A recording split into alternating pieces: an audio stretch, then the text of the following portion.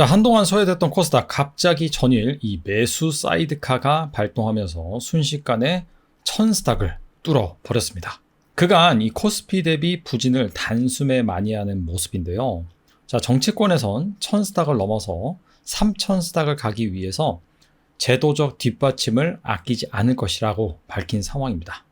자, 이렇게 시장의 색깔이 단숨에 변할 때는 중요한 메시지를 주기 마련이거든요. 자, 일단 외국인은 4,400억, 거의 4,500억이죠. 기관은 2조 6천억 원 정도 쓸어 담았는데 이렇게 큰 손들의 이 수급을 통해서 과연 이 투자 관점에서 어떤 메시지를 던지고 있는지, 특히나 이 외국인이 사들인 주식 무엇인지 알아보도록 하겠습니다. 자, 먼저 전일 외국인 순매수 상위 업종입니다. 자, 코스닥만 살펴볼게요. 딱 이 3파전이죠. 2차전지, 의약품, 기계입니다. 의약품은 제약 바이오라고 보시면 되고요. 자, 기계는 아니 코스닥에 웬 생뚱맞게 기계라고 생각하실 수 있지만은 로봇이라고 보시면 됩니다. 일단 이 코스닥 시장 가장 큰 테마가 바로 로봇입니다. 최근에 이 주가 흐름을 보면은 이 로봇과 그다음에 제약 바이오, 2차 전지가 이제 번갈아 가면서 상승하는 그런 흐름이 나오긴 하는데, 자, 이 중에서 대장은 일단 로봇이다. 왜냐하면은 주식 시장은 신선한 걸 좋아합니다. 그리고 이 꿈과 비전이 무궁무진한 그런 산업을 좋아하죠. 아직 이 로봇 같은 경우에는 숫자가 나오지도 않았고 시장 조사 기관들의 이 전망도 다르고, 그 다음에 결국에는 이 AI가 피지컬 AI로 가면서 피지컬 AI의 핵심이 로봇이기 때문에, 미중 패권의 핵심이 바로 로봇이기 때문에 아무래도 증시에서 가장 현재 대장주로 평가를 받고 있습니다. 자, 그런 상황에서 흐름을 보시면 이 의약품과 2차 전지가 좀 번갈아 가면서 오르는 그런 모양새를 나타낸다라고 볼 수가 있는데, 2차 전지 같은 경우에는요, 단순히 이 2차 전지 하나만 놓고 보는 게 아니라 최근에는 이 로봇과 연계돼서 움직이는 흐름이 나타나고 있습니다. 대표적으로 이 휴머노이드 로봇에 이 전고체 배터리가 들어가는데, 그래서 그 전고체 관련주를 중심으로 움직이고 있다라고 보시면 됩니다.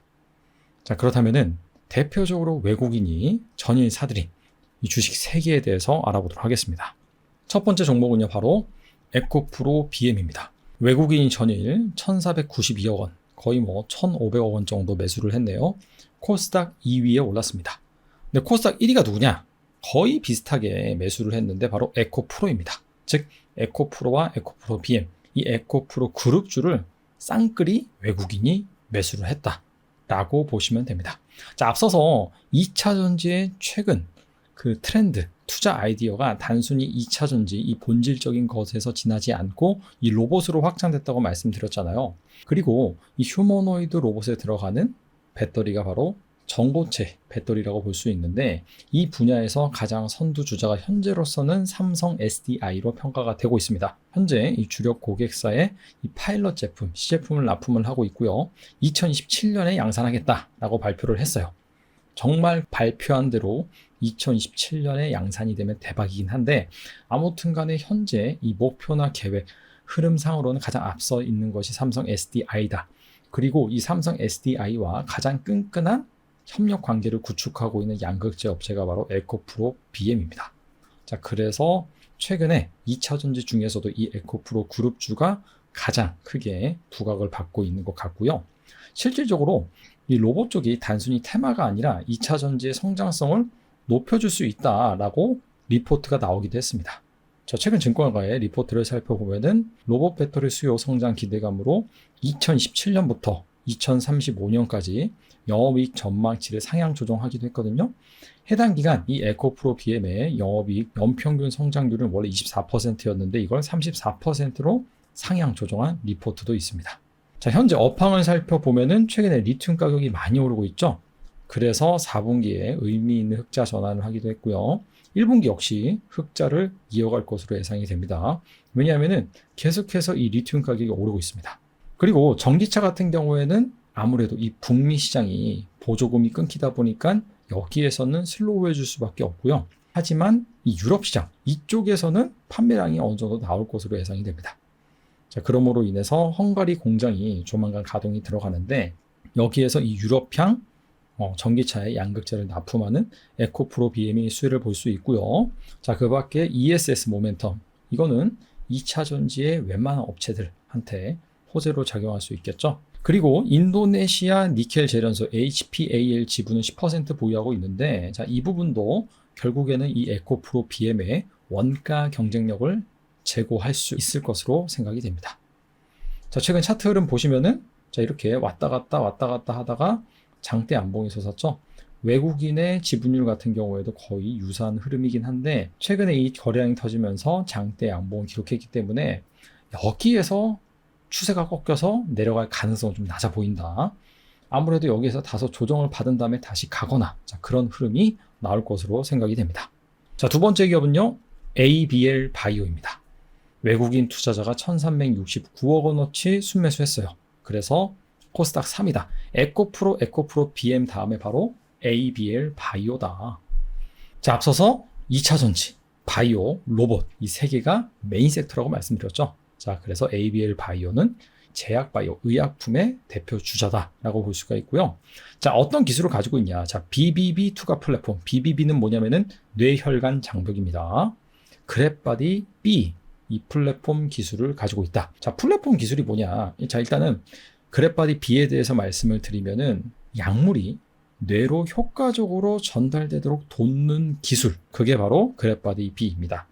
자, 이런 기술을 플랫폼이라고 하는데 뭐 특정 치료제가 아니라 어디에 쓰이는 기술, 이런 것들을 플랫폼이라고 합니다. 즉 약물을 뇌로 효과적으로 전달하는 기술이니까 이 뇌에 관련된 그런 질환 같은 경우에는 이 그랩바디 B를 통해서 다 치료를 할 수 있는 겁니다. 이론적으로는. 자, 근데 최근에는 단순히 뇌로 효과적으로 약물을 전달하는 것에 그치지 않고 이 전신으로 이 약물을 전달할 수 있는 기술로 확장이 되고 있습니다.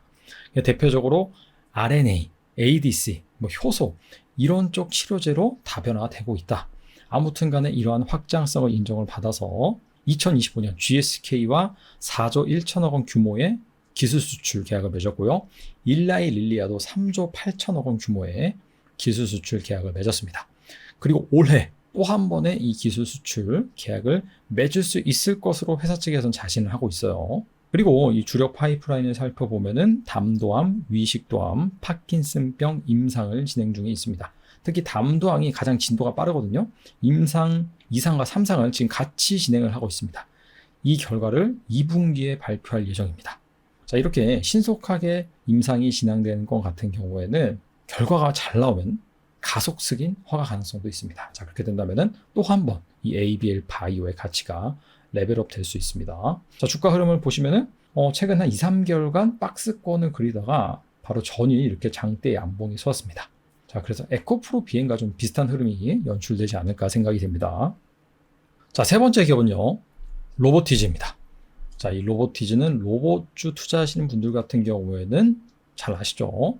자, 대장주 중에 하나다라고 보시면 되고, 외국인이 652억 원어치를 순매수했고 같은 기간 코스닥 5위에 랭크가 됐습니다. 자, 로보티즈 같은 경우에는 모터, 감속기, 제어기, 통신 기능이 일체된 지능형 액추에이터, 그러니까 로봇이 움직이게 만드는 게 다 액추에이터거든요. 쉽게 말하면 우리 몸의 관절과 같은 그런 역할을 한다라고 보시면 됩니다. 그리고 로보티즈의 이 액추에이터 브랜드가 다이나믹 셀입니다. 그래서 이 다이나믹 셀을 개발, 양산하는 업체인데 모터를 제외하고 전 부품의 80%에서 90%를 내재화했습니다. 그래서 기술력도 높다라고 평가를 받고 있고요. 무엇보다도 레퍼런스가 좋습니다. 현대차 그룹의 자회사 이 보스턴 다이나믹스에 액추에이터 약 700개를 공급한 이력이 있고요. 그 다음에 이 테슬라 옵티머스 로봇에도 프로토타입 다이나믹 셀을 공급하면서 기술력을 인정받았습니다. 최근에 이 중국 업체들 엄청나게 로봇 많이 만들고 뭐 쿵호하는 로봇, 뭐 격투기한 로봇 다 나오잖아요. 근데 쿵호하고 격투기하고 자, 이런 것들이 기술력이 좋다라고 볼 수가 없는 게 오히려 기술력이 좋은 것 같은 경우에는 테슬라의 옵티머스 로봇처럼 이 섬세하게 손가락을 움직이는다든지 그 기술이 훨씬 어려운데 이거의 핵심이 바로 액추에이터입니다. 그리고 보스턴 다이나믹스의 아틀라스 로봇 같은 경우에도 뭐 중국 업체와 비교해서는 뭐 큰 특징이 없는 것 같은데 기본적으로 이 아틀라스가 결국에는 이 생산직들을 대체하기 위해서 만드는 거거든요. 자, 그렇게 된다면은 내구성이 상당히 중요합니다. 자, 그래서 이런 내구성을 버티기 위해서 이 좋은 액추에이터가 들어가야 되거든요. 근데 이 로보틱스의 액추에이터 같은 경우에는 뭐 테슬라나 현대차 그룹에 납품된 이력이 있는 것만큼 그만큼 고품질의 제품이다라고 이해하시면 될 것 같습니다. 자, 그리고 이 3,000시간 이상의 로봇 액션 데이터를 보유하고 있어가지고 3분기부터는 이를 데이터, 내장형 하드웨어 판매나 이 구독료 방식으로 수익할 계획입니다. 그리고 이전에 이 1,000억 원 규모의 유상증자를 했거든요. 자, 그래서 그 자금을 우즈베키스탄 공장에 투입을 해가지고 캐파를 증설을 하고 있는데 7월에 완공이 됩니다. 자, 그렇다면은 기존에는 연간 30만 대 캐파였는데 210만 대에서 300만 대로 거의 뭐 7배에서 10배 정도 확장이 된다라고 보시면 됩니다. 자, 작년에 매출액 373억, 그리고 영업이익 흑자 전환했습니다. 2027년 같은 경우에는 매출액이 1,000억 원 정도 예상을 하고 있습니다. 정말 그 정도 된다면은 의미 있는 숫자가 나오는 로봇주다라는 그런 메시지를 시장에 각인시킬 수 있을 것 같습니다. 자, 오늘 외국인이 대표적으로 사들인 지금 현재 코스닥의 이 순환매를 돌면서 주도주라고 볼 수 있는 로봇이라든지 제약바이오, 2차전지 이렇게 살펴봤는데, 자, 기관이 상당히 많이 샀잖아요, 전일. 근데 보면은 2조 6,600억 원어치를 샀는데 이 중에 금융투자가 2조 1,000억 원어치입니다. 금융투자 의미가 없어요. 차익 거래하는 그런 세력이기 때문에 여기에서 기관에서 의미 있게 보셔야 되는 거는 연기금, 그 다음에 투신입니다. 이 연기금 같은 경우에는 아시다시피 현 정부가 이 국장 살리기 운동에 돌입을 하면서 원래 연기금의 국내 주식 한도는 풀로 차 있는데 이거를 지금 늘리려고 하고 있죠. 자, 그렇게 된다면 연기금이 국내 주식을 산다. 뭘 사겠습니까? 당연히 코스피 대형주, 코스닥 대형주를 살 수밖에 없습니다. 그래서 코스닥 150 종목들을 중심으로 수급이 최근에 유입이 되고 있는 거고, 전일 코스닥은 7% 올랐는데 코스닥 150 종목 같은 경우에는 ETF가 있잖아요. 지수가 있잖아요. 11% 올랐습니다. 앞으로도 이 코스닥 대형주를 중심으로 잘 살펴볼 필요가 있고요. 자, 두 번째 주목해야 되는 건 투신입니다. 사실 투자 아이디어 관점에서 이게 훨씬 더 중요해요. 자, 투신은 뭐죠? 펀드입니다. 최근에 잘 나가는 펀드 바로 ETF죠. 개인들이 개별 종목도 투자도 많이 하지만 최근에 ETF로 상당히 매수세가 많이 유입이 되고 있다. 뭐 퇴직연금 계좌라든지 ISA 계좌에서 ETF 투자 많이 하잖아요. 그래서 이쪽 수급도 상당히 이 증시를 좌지우지하는 데 영향을 미친다. 자, 그래서 앞서서 이 로봇주가 이 코스닥의 대장주라고 말씀드렸죠. 근데 여러분들이 개별 주식을 투자하고 싶으시다면은 이 대표 ETF 있죠. 이 로봇 쪽에서 대표 ETF는 코덱스 로봇 액티브라고 볼 수 있는데, 보시면은 여기 있는 종목들을 잘 유심히 보실 필요가 있습니다. 자, 뉴로메카 같은 경우는 지금 투자 위험 종목으로 지정이 돼가지고 많이 빠지긴 했어요. 하지만 나머지 종목들, 전일 레인보우 로보틱스도 엄청나게 올랐잖아요. 거의 상한가 갔는데 여기 들어있고요. 그 다음에 로보티즈도 여기에 떡하니 들어있습니다. SPG도 들어있네요. 최근의 흐름은 확실히 이 코스피 대형주에서 코스닥으로 오다 보니까 현대 오토에버라든지 뭐 현대차 같은 경우에는 빠지긴 했는데, 자, 나머지 이런 코스닥에 속해 있는 로봇주들이 강세를 보였다. 그리고 특히나 이 대표 ETF에 속해 있는 로봇주들이 많이 올랐다 볼 수 있고요. 자, 바이오는 더합니다. 자, 코액트 바이오 헬스케어 액티브가 이 바이오 ETF 중에서는 순자산이 가장 큽니다. 이거와 유사한 게 이제 타임폴리오에서 출시한 K 바이오 액티브 있거든요. 두 개가 비슷한데, 일단 코액트 바이오 헬스케어 액티브 보시면 여긴 다 빨간불입니다. 그리고 이 ABL 바이오가 가장 큰 비중을 차지하고 있죠. 그리고 앞서 말씀드린 타임폴리오 이 바이오 액티브 같은 경우에도 ABL 바이오를 포함하고 있습니다. 그래서 이렇게 대표 ETF에 포함이 되어 있는 이런 제약 바이오 주식들도 여러분들이 투자 관점에서 잘 보실 필요가 있어요. 자, 로봇이 오를 때도 있고 2차 전지가 오를 때도 있고 그 다음에 제약 바이오가 오를 때도 있습니다. 자, 근데 그 중에서 이렇게 ETF에 주력 ETF에 많이 편입되어 있는 종목들은 잘 지켜보자. 참고로 2차 전지 같은 경우는 워낙 다양한 ETF가 있기 때문에 여러분들이 뭐 입맛대로 잘 고르시면 될 것 같습니다. 자, 오늘 1,000스닥을 뚫었고 그 중에서 어떤 종목들이 핵심 종목들이었고 그 다음에 그 주도 섹터에서 어떻게 주식을 골라야 되는지 대표 ETF를 잘 보시라고 말씀드렸는데, 제가 최근에 출간한 이 대한민국 산업 지도에서 전 산업, 전 섹터에 대해서 설명을 하고 있거든요.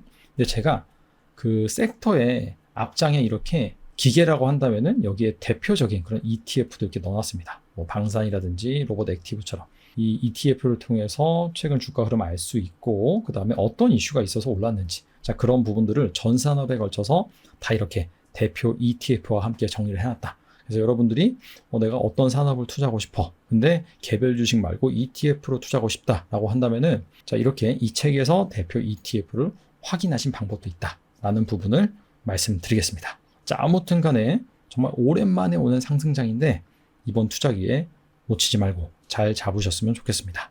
감사합니다.